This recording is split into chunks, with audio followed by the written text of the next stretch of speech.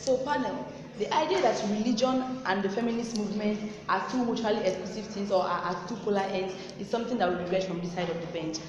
Opening government comes here to give us a case about how religion reinstates patriarchy, and we must say it's something we expected very much from them, the whole religion reinstates patriarchy idea, and for that reason we should shun them from the feminist movement because the whole idea of religious feminism is antithetical to the movement. So they come and talk about how in the Bible men are always leading and they always give men positions of authority and all of that stuff.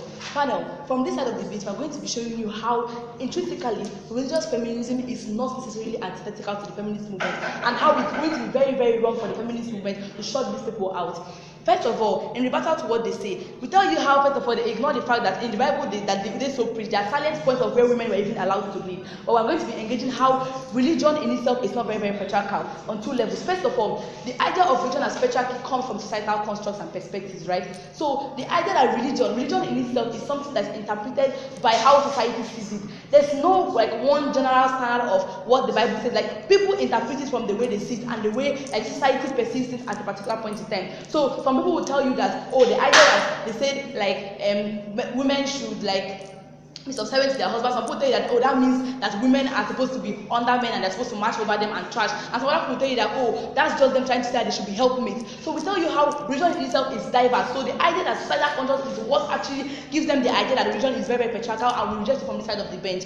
Then we're going to show you how, one, religion and feminism are not mutually exclusive. Okay, the nature of religious books in itself and how some of them don't even apply on their own, like some of the verses, but by analogy. We tell you how sometimes, like in the hadith, one verse in the hadith of the Quran can apply to like very, very, very different scenarios. Like all these preachers usually use them to explain a plethora of things. So they explain these things to how they see it fit. Now, the nature of religious feminists in themselves and how we want to see them in this debate is something as they have decided to ignore is people that identify with religion and also push feminist ideas. Now, the feminist movement tries to advocate for gender equality between both sexes. So they try to tell us that the religious feminists are not like with the movement of advocating for gender equality among both sexes. I will tell you how it's a lie. Religious feminists are people that use the platform of religion to advocate for feminism. It just means that in the church or like but they are able to back up feminism with even Bible verses, because we know that like all these religious books have verses that people can use to support their claims. So if individuals are able to even support the idea or claims of feminism using religious verses, we tell you that we believe that then they are very much in tandem with religious principles.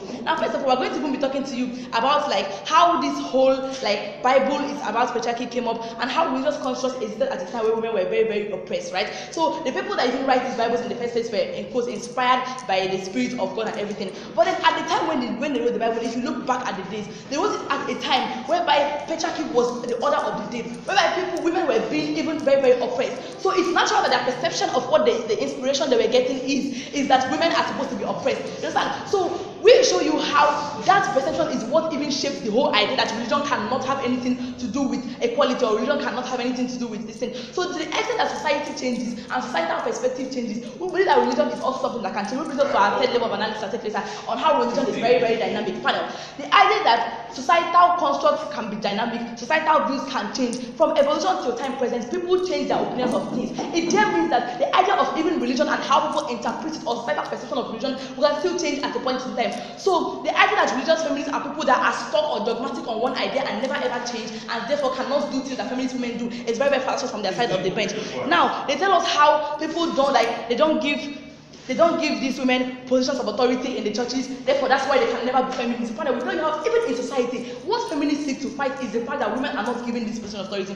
So if you take the fact that because they don't give women positions of authority in the church too, that's why you should push away these people. We tell you that the fact that women don't even have these positions of authority in society, it's what makes like the feminists try to fight for women to get these things. So indoctrinating the church into this thing is something that can help their purpose in a very good way. And we believe that for these religious feminists that use the Bible to like forward or advance the ethos of feminism in society is not bad. And when you talk about how they cannot participate in rallies and all of this stuff that people do because of their religious faith, it doesn't mean that they come to like they reduce the idea of feminism to like maybe I believe they want to talk about all these like topless rallies to promote women that like allow women to off their shirts because men are often. But to tell you that in the nitty-gritty of feminism, the real ethos of feminism is rooted in equality of women, right? Equality of women to men. The real feminism is like the main vein of feminist ideas is like how to push men and women on the same place. And the idea that people have this ingrained in their own roots, like, and use their own means to fight or propagate these ideas is something that we do not want them to like push away from the feminist movement, because we do not believe that it's antithetical to this movement. Right.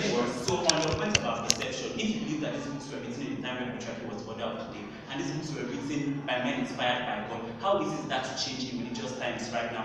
Contemporary times when people believe that God has to. Thank you.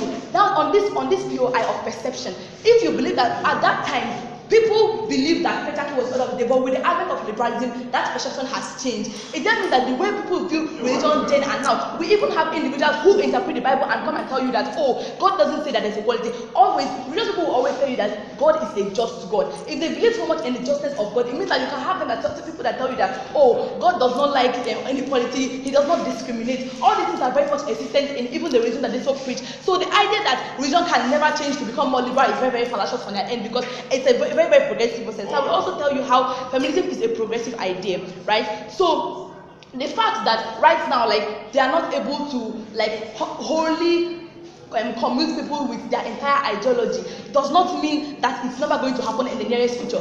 Because of the idea, we're going to show you how religion is something that becomes more acceptable by the day. With the advent of liberalism, how religion is something that becomes more tolerable by the day, and how eventually in the long run, people become more open to accepting different ideas, and how people even attempt to make use of the Bible to justify their own positions. So if it's something that can evolve, and since feminism is a progressive thing, it then means that in the future, like, they will always want to embrace new ideas, they will always want to embrace people, and putting these whole people under the umbrella of feminism, because they all seek to fight for one common struggle, which is the liberation of women, which is gender equality, which is bringing men and women on the same place. We believe that the idea of religious feminism is antithetical to the movement. So what have we shown you from our side of the debate? We've shown you how religion and feminism are not mutually exclusive, and how individuals that are religious feminists use even Bible verses and other like religious book verses to back up their feminism, or prove how like discrimination should not exist in status quo. We've also shown you how it's societal constructs that shapes people's ideas that religion is patriarchal or religion is some sort of way, and that with the advent of like change and the whole idea of like modification of society and everything, how it's possible that like religion is dynamic and in the long run will change to suit these ideas that these people think that feminism does not even agree with in the first place. I will tell you how this whole thing in itself is very, very agreeable to the idea of feminism. So